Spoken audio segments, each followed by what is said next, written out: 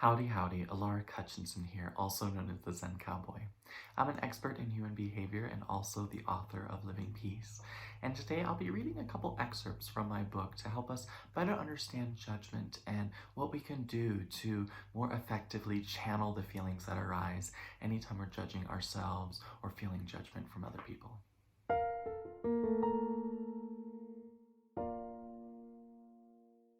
So let's jump right in.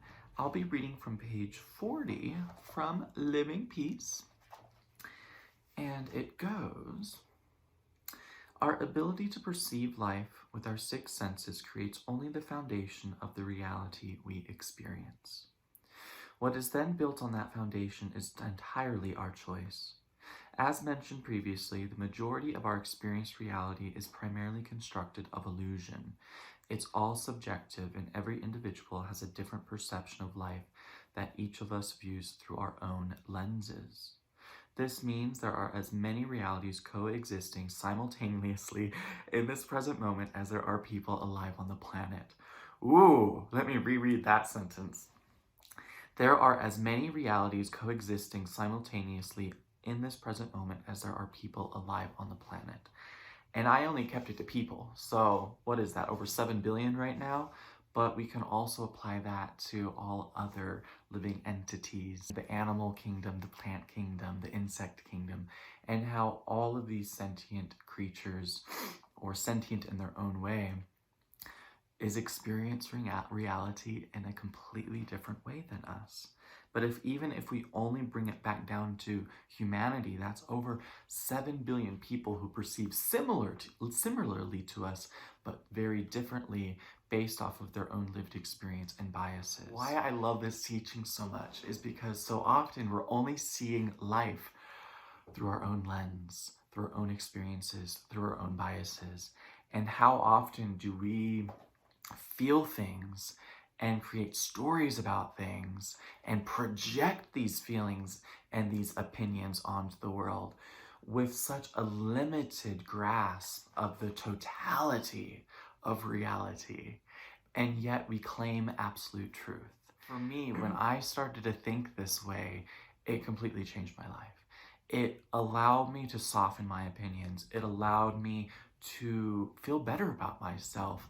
And tying it back to judgment, not only did it keep me from judging other people, it also kind of allowed myself to be off the hook of worrying about the judgments from others, just because we are living in our own unique, everyone's living in their own unique bubble. And so anytime someone's projecting judgment onto me, I can now understand that limitation, and I don't have to carry that burden anymore. So let's go ahead and continue reading. There are as many Alaric Hutchinsons as there are people perceiving me, since no one can experience me the same way another does. To illustrate, in my field of work, people have experienced me as a wise man. Yet when I interact with people who have no understanding or interest in what I do, they may think my teachings are nonsense and that I am foolish. Am I wise? Am I a fool? There is no singular answer here. Each person's reality is personal to them, so their created reality of me is also accurate for them. In fact, who I am matters very little to the observer, since they can only perceive me to the limited extent of their own mental and emotional bias. Fascinating. Every person who has ever interacted with me has a different picture of me in his or her mind. And when they bring to conscious thought my face and energy, each person will call into being an Alaric that is in resonance with their personal bias and vibrational aura. Woo! Let's breathe that in. So we're all off the hook. Any person that's ever interacted with us has a different perception of us, has a different, in this case, a different Alaric in their mind. And that is okay. That is just the nature of this reality. And sure, with what we learn in Living Peace and what I teach my students and what we cultivate in our community is learning to dissolve all of these mental biases or mental overlays that I talk about in some other videos. They never fully can completely go away because we're always limited through which we're able to perceive life and reality and other people. But the more we understand this wisdom, this teaching, the more we do gain the ability to soften it. And like I mentioned previously, it helps me soften it by recognizing my judgments are always riddled with my own ignorance anytime I'm projecting them onto other people and assuming to know their story, their reality.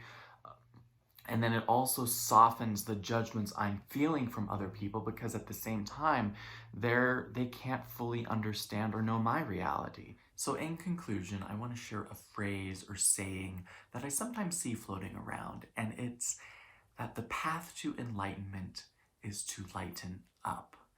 And by actualizing the wisdom of what we talked about today, the result is a natural lightening up experience, because we stop taking our perceptions and our certainties so seriously, our opinions so seriously, and we invite in a spaciousness and a room for change and a room for growth and a room for recognizing our own limitation rather than claiming absolutes.